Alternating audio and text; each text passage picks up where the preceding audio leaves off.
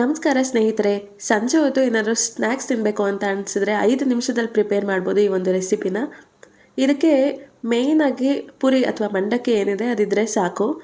ನೋಡಿ, ನಾನಿಲ್ಲಿ 2 ಕಪ್ ಪುರಿನ ತಗೋತಾ ಇದ್ದೀನಿ. ಈ ಒಂದು ಕಪ್ಪಲ್ಲೇ ಮೆಷರ್ ಮಾಡ್ಕೊತಾ ಇದ್ದೀನಿ. ಇನ್ನೊಂದು ಕಪ್, 2 ಕಪ್, 2 ಬಟ್ಲಷ್ಟು ಪುರಿನ ತಗೋತಾ ಇದ್ದೀನಿ. ಮತ್ತು ನಾನು ಇದಕ್ಕೆ ಇದೇ ಬಟ್ಲಲ್ಲಿ ಅರ್ಧ ಬಟ್ಲಷ್ಟು ಮಾತ್ರ ಮೊಸರು ತಗೋತಾ ಇದ್ದೀನಿ. ನೋಡ್ತಿರ್ಬೋದು, ಅನ್ನ ಪುರಿಗೆ ಸೇರಿಸ್ತಾ ಇದ್ದೀನಿ. ಮತ್ತು ಇದೇ ಕಪ್ಪಿನಲ್ಲಿ ಅರ್ಧ ಕಪ್ನಷ್ಟು ನೀರು ಸಹ ಸೇರಿಸ್ತಾ ಇದ್ದೀನಿ. ಈಗ ಇದನ್ನು ಕ್ಲೀನಾಗೆ ಮಿಕ್ಸ್ ಮಾಡಿ, ಮೊಸರು, ಪುರಿ ಮತ್ತು ನೀರು ಇಷ್ಟನ್ನು ಕ್ಲೀನಾಗಿ ಮಿಕ್ಸ್ ಮಾಡಿ ಇಡ್ತೀನಿ. ಇದು ಕ್ಲೀನಾಗಿ ನೆನೆಬೇಕು.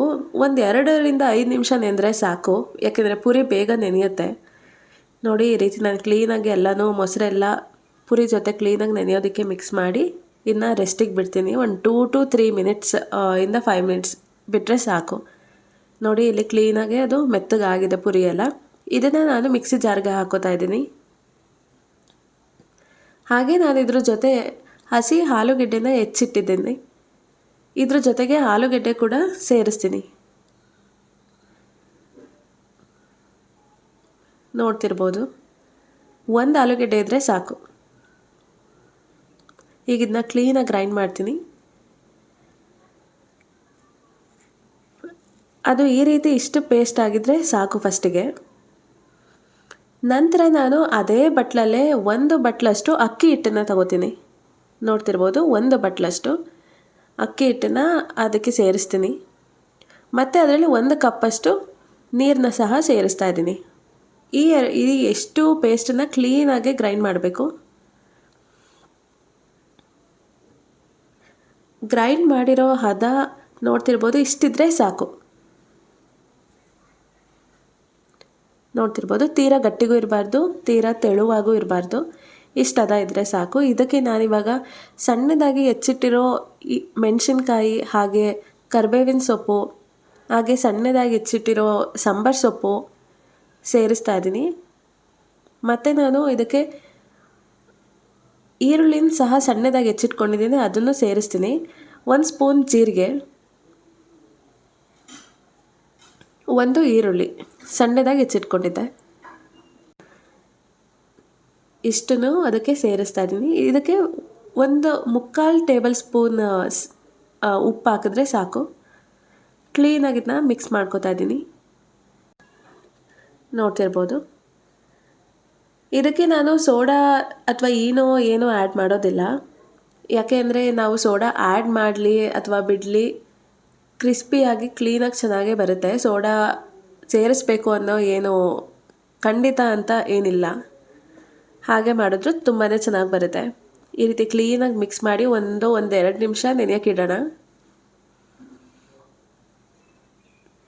ನೋಡಿ, ಈ ಅದಕ್ಕೆ ಬಂದರೆ ಸಾಕು.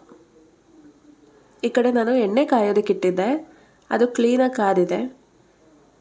ಇವಾಗ ನಾನು ಒಂದೊಂದನ್ನೇ ಎಣ್ಣೆಗೆ ಹಾಕ್ತೀನಿ. ಇಷ್ಟು ಚಿಕ್ಕದಾಗಿ ಹಾಕಿದ್ರೆ ಸಾಕು. ನೋಡಿ, ಈ ರೀತಿ ಇಷ್ಟು ಚಿಕ್ಕದಾಗಿ ಒಂದು 4ರಿಂದ 5 ಹಿಡಿಯುತ್ತೆ ಇದರಲ್ಲಿ. ಈ ರೀತಿ ಹಾಕಿದ್ರೆ ಆಯಿತು, ಬೇಗನೂ ಬೇಯುತ್ತೆ ಇದು. ಒಂದು 5 ನಿಮಿಷದಲ್ಲಿ ಕ್ವಿಕ್ಕಾಗಿ ಪ್ರಿಪೇರ್ ಆಗುವಂಥ ರೆಸಿಪಿ ಇದು. ಸಂಜೆ ಟೈಮ್ ಸ್ನ್ಯಾಕ್ಸಿಗೆ ಎಲ್ಲರೂ ತಿನ್ಬೋದು. ಮಕ್ಕಳು ತುಂಬ ಇಷ್ಟಪಡ್ತಾರೆ ಇದನ್ನು. ಕ್ಲೀನಾಗಿ ಇದನ್ನು 2 ಸೈಡ್ ಬೇಯಿಸ್ಕೋಬೇಕು ಈ ರೀತಿ ಕ್ಲೀನಾಗೆ. ನೋಡ್ತಿರ್ಬೋದು, ಅದರ ಕಲರ್ ಚೇಂಜ್ ಆಗ್ತಾಯಿದೆ.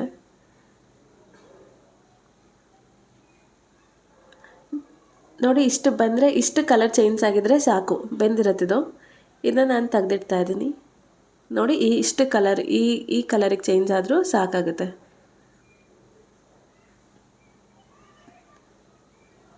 ಮತ್ತು ನಾನು ಇದೇ ಎಣ್ಣೆಗೆ ಇನ್ನೂ ಒಂದು ಒಬ್ಬೆನ ಹಾಕ್ತಾ ಇದ್ದೀನಿ. ಈ ರೀತಿ ಕ್ವಿಕ್ಕಾಗಿ ಈಸಿ ಆಗಿರುತ್ತೆ ಇದು ರೆಸಿಪಿ. ಆದರೆ ಸಣ್ಣದಾಗಿ ಹಾಕ್ಬೇಕು ಇದನ್ನು, ಸ್ವಲ್ಪ ಗೋಲಿ ಬಜ್ಜಿ ಟೈಪಲ್ಲಿ. ನೋಡಿ, ಅದು ಕ್ಲೀನಾಗಿ ಬೇಯ್ತಿದೆ. ಎಣ್ಣೆ ಕಾದಿದ್ರೆ 5 ನಿಮಿಷದ ಕೆಲಸ ಅಷ್ಟೇ.